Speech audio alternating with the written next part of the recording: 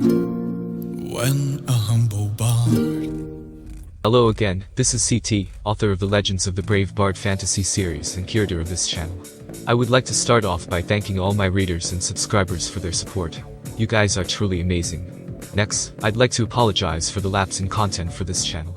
I have been pouring all my focus on finishing the last pair of books for the Legends of the Brave Bard. The first one coming out will be The Bard's Compendium, a collection of short stories. And the other is Book 4, The Swan Song of Fate, the long-awaited world-shattering conclusion to the main Brave Bard series.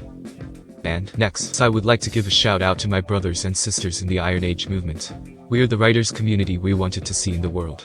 Independent authors and artists banding together to create fresh new content, free from corporate or political bondage. Just good stories told by passionate creators. If this sounds interesting, you can find us with the Iron Age hashtag on Twitter, Instagram, YouTube, and most other social media outlets. And okay, on to the topic of today's video. Is fantasy mainstream now? Has it been co-opted by corporate interests?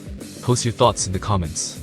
With all the big streamer companies launching some fantasy project in one form or another, it seems that the genre is on the rise.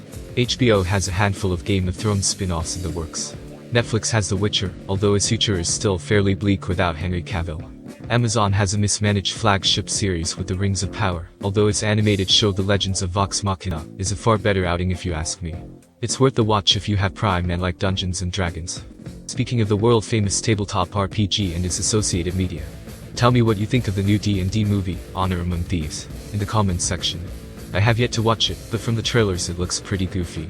Like, worse than the blue lipstick villain guy from that cheesy movie that came out in '99 or 2000.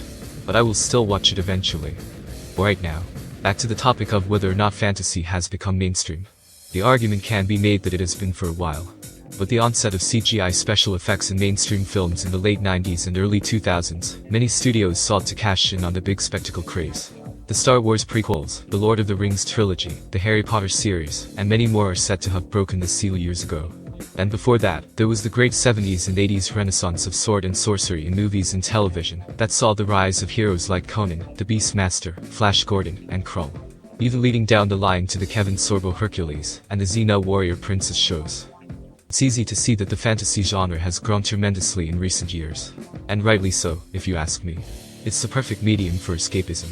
Tolkien wrote his Legendarium for just that reason. I'm sure the same could be said for Brandon Sanderson, George R.R. Martin, J.K. Rowling, Robert E. Howard, and the countless other trailblazers of fantastical storytelling, going all the way back beyond known history.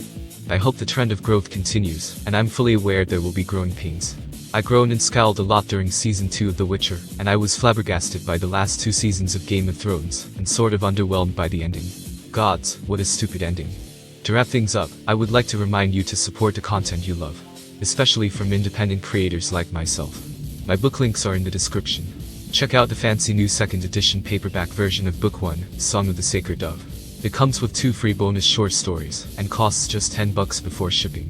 Thanks again for watching, be sure to smack the like button and subscribe if you haven't already. And have a great day.